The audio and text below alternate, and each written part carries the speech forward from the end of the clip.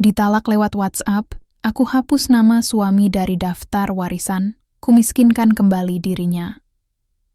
Aku Saskia Putri, usiaku 38 tahun. Tinggal di sebuah apartemen 2 lantai di Bilangan, Jakarta Selatan, satu dari beberapa investasi yang kubeli atas namaku sendiri. Aku bekerja sebagai konsultan bisnis independen dengan klien dari berbagai kota. Hidupku tampak mapan, tapi pagi ini segalanya terasa seperti retak. Layar ponselku menyala jam notification 47 pagi. Notifikasi WhatsApp. Aku pikir mungkin pesan dari tim proyek atau grup keluarga, tapi siapa sangka itu adalah talak dari Aldo, suamiku selama 10 tahun terakhir. 3 kalimat pendek. Ini buatmu. Aku sudah tidak tahan lagi. Aku ceraikan kamu. Aku baca ulang. 2 kali. Lalu ketiga kalinya. Masih belum percaya. Aku hubungi nomor Aldo. Tidak aktif. Aku coba lewat akun media sosialnya. Semua diblokir. Sejak kapan perasaannya menguap? Kapan ia mulai membenciku? Apa aku terlalu sibuk dengan pekerjaan hingga tak sempat melihat bahasa tubuhnya saat kita makan malam minggu lalu? Aku duduk di sofa, menatap layar yang masih menyala. Di luar, burung-burung berkicau riang. Jakarta bergema seperti biasa. Hanya hidupku yang terasa mati hari ini. Aku ingat malam pertama kami di apartemen ini. Aldo tersenyum dan berkata, "Kita akan punya masa depan yang indah di sini." Dan sekarang, hanya ruangan sunyi yang menjawab lamunanku. Tiba-tiba, ide datang. Aku harus mencari jawaban. Aku menuju laptop Aldo yang tertinggal di meja kerja. Passwordnya masih mudah. Namaku, Saskia 26. Aku buka file foto lama. Di folder liburan, ada foto Aldo bersama seorang wanita cantik di Bali. Bukan fotoku. Dengan jantung berdebar, aku memutuskan, ini bukan sekadar perceraian. Ini pengkhianatan. Dan aku butuh kebenaran, sekalipun itu sakit. Aku masih belum bisa tidur semalaman. Foto Aldo bersama wanita itu terus berputar di kepala. Aku tak tahu siapa dia, tapi jelas, ia bukan sekadar kenalan biasa. Aku mulai membongkar lebih dalam lagi. Email, arsip pesan lama, dokumen yang tersimpan di laptop. Yang membuatku benar-benar terpukul adalah surat nikah kita. Ternyata, kami hanya menikah secara siri. Tak ada catatan resmi di KUA. Aku mencari lebih lanjut dan menemukan bukti bahwa Aldo belum menyelesaikan status pernikahan pertamanya. Artinya, selama ini, dia masih terikat dengan perempuan lain. Dan aku seperti orang bodoh yang percaya padanya tanpa memeriksa sendiri. Keesokan paginya, aku menghubungi seorang notaris. Aku ingin ubah surat-surat warisanku. Nama Aldo sudah tidak layak menyentuh apapun dari hidupku. Ia bahkan tak pantas menyebut namaku, apalagi mewarisi hartaku.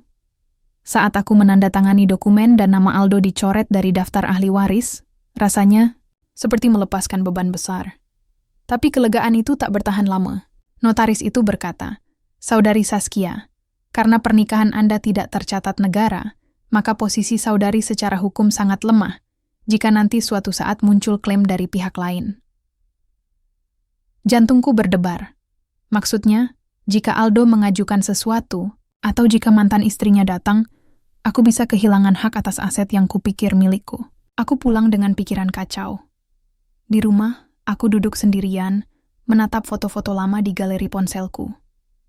Ada foto pernikahan sederhana kami di sebuah villa di puncak. Aku mengenakan gaun sederhana. Aldo memegang tanganku dengan senyum begitu hangat. Ternyata semua itu dusta. Aku menutup album itu dengan tangan gemetar. Aku harus lebih kuat. Aku akan melindungi diriku sendiri. Karena jelas, Aldo sudah tidak peduli lagi. Besok, aku janji pada diriku sendiri, aku akan cari tahu semua tentang masa lalunya. Termasuk siapa wanita di foto itu. Karena cinta ini sudah mati. Tinggal penjelasan yang belum kutemukan. Aku tak bisa diam saja. Setelah menghapus nama Aldo dari daftar warisan, aku mulai menyelidiki lebih dalam tentang masa lalunya. Aku takut, tapi penasaran. Aku butuh kebenaran, seburuk apapun itu. Dengan bantuan Clara, sahabatku yang advokat, kami melacak riwayat keuangan Aldo. Aku menemukan bukti bahwa dia sedang terbelit utang besar. Ia meminjam uang dari beberapa pihak dengan jaminan aset kita, apartemen, ini, tanah di Bandung, dan mobil yang biasa kupakai. Tanpa izinku, aku rasakan sakit yang berbeda. Bukan hanya rasa dikhianati sebagai istri, tapi juga sebagai orang yang diperalat secara hukum dan finansial. Clara membantuku mengecek dokumen notaris. Hasilnya membuatku lemas. Aldo telah menjual salah satu apartemen milik kami di kawasan Senopati bulan lalu. Aku bahkan tidak tahu. Tanda tangannya palsu, tapi karena status pernikahan kami tidak resmi, ia berhasil meyakinkan pembeli bahwa ia berhak atas seluruh aset. Ini bisa dikategorikan penggelapan, kata Clara pelan. Matanya menatapku. Iba, aku tak ingin itu. Aku ingin keadilan. Saat pulang, aku duduk di balkon sambil menatap Jakarta yang sibuk. Aku bertanya-tanya, apakah perceraian lewat WhatsApp adalah cara termudah baginya untuk kabur dari semua konsekuensi? Aku menarik napas panjang. Aku lelah meratapi kesedihan. Aku harus bangkit. Aku akan lawan ini. Bukannya balas dendam, tapi demi martabatku. Aku Saskia Putri. Aku bukan objek yang bisa dibuang seenaknya. Besok, aku akan mulai mengumpulkan bukti. Aku akan pastikan Aldo bertanggung jawab. Karena kali ini, aku takkan tinggal diam. Hari ini, cuaca cerah. Matahari pagi menyelinap masuk lewat tirai yang sedikit terbuka. Aku duduk di meja makan dengan secangkir kopi hangat dan agenda kerjaku. Proyek baru sebagai konsultan bisnis mulai berjalan. Klien baruku dari Yogyakarta menawarkan tantangan yang seru. Dan jujur saja, aku butuh hal-hal seperti ini untuk tetap fokus. Aku tak ingin lagi terjebak dalam lingkaran Aldo. Beberapa minggu berlalu sejak aku memutuskan untuk melawan secara hukum. Dengan bantuan Clara, kami sudah mengajukan laporan ke pihak berwenang terkait aset yang dijual tanpa izin. Aku tahu prosesnya akan panjang, tapi kali ini, aku siap menghadapinya. Aku juga mulai ikut seminar motivasi wanita karier. Di sana, aku bertemu banyak perempuan hebat yang punya kisah pilu, termasuk tentang perceraian, pengkhianatan, dan bangkit dari keterpurukan. Ada satu sesi yang sangat menyentuh. Kamu bukan hanya istri atau mantan. Kamu tetaplah dirimu, seseorang yang utuh. Malam itu, aku pulang dengan hati ringan. Aku membuka album foto digital yang kusimpan rapi.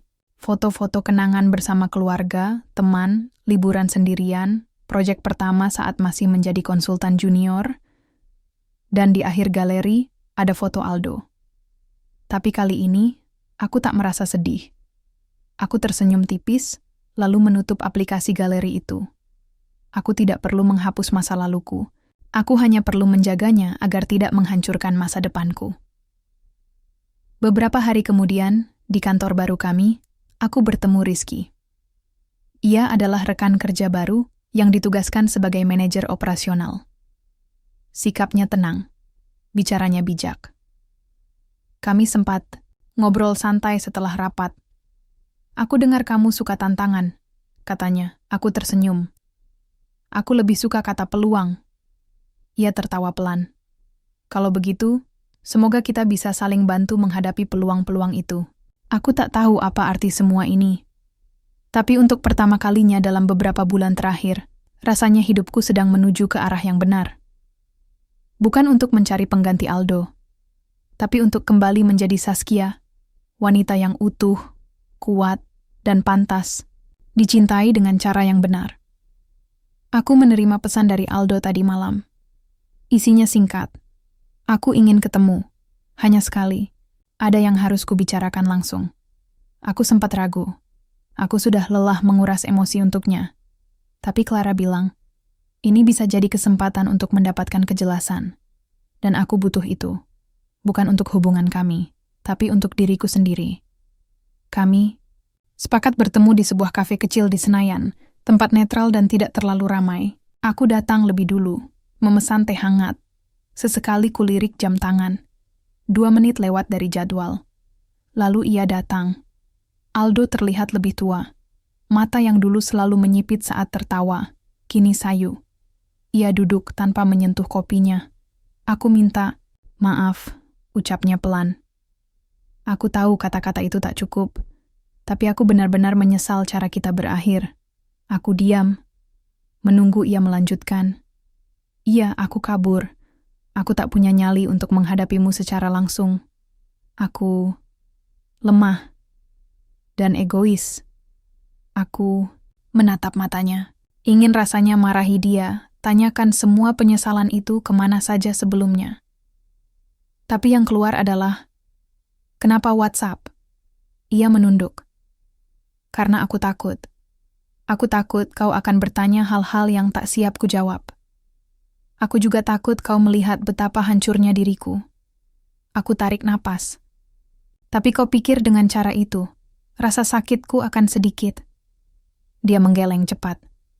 "Tidak, aku hanya tidak tahu cara lain. Aku tak merasa menang, juga tak merasa kasihan. Aku hanya lega. Kebenaran itu memang menyakitkan. Tapi setidaknya, kali ini ia bicara jujur.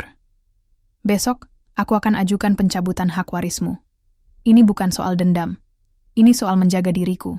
Ia menatapku. "Aku tidak akan melawan." Aku bangkit. Sebelum pergi, kubisikan satu kalimat. "Aku tidak marah karena kau menceraikanku. Aku marah karena kau tidak hormat padaku.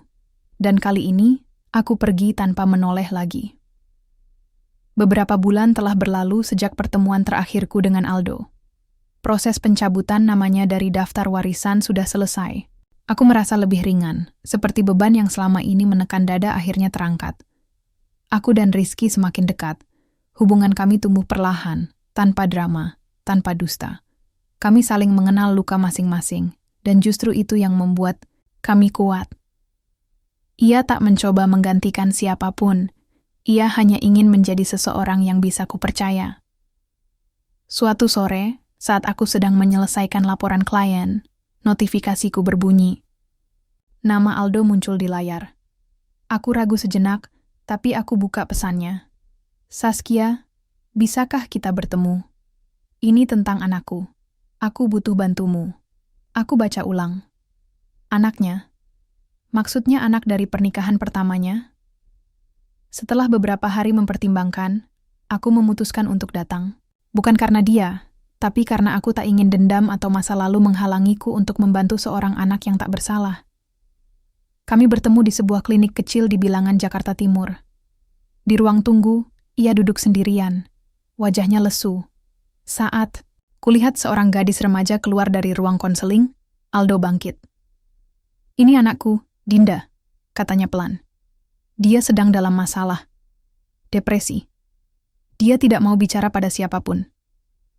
Tapi aku ingat, "Kamu dulu sangat sabar mendengarkan orang lain." Aku melihat wajah Dinda. Tidak ada kemiripan denganku, tapi matanya menyiratkan kesedihan yang dalam. Aku duduk di sebelahnya. Tak ada paksaan, hanya senyum kecil dan tawaran obrolan ringan. Lama sekali ia diam. Sampai akhirnya ia mulai bicara. Aku tidak memaafkan Aldo, tapi aku juga tak ingin membenci hidupnya. Yang penting adalah bahwa Dinda butuh seseorang yang hadir dengan tulus. Dan kali ini, aku memilih untuk hadir. Bukan sebagai istrinya, tapi sebagai wanita yang utuh. Wanita yang kini tahu arti melindungi diri, menjaga harga diri, dan memberi kasih tanpa syarat. Saat pulang, aku menelepon Rizky. "Aku selesai," kataku. "Iya?" Jawabnya lembut. "Iya. Aku sudah tidak perlu lagi melihat ke belakang." Aku menatap langit-langit apartemenku. Aku masih Saskia Putri. Hidupku belum sempurna, tapi kini aku yakin, aku sedang dalam jalan yang benar.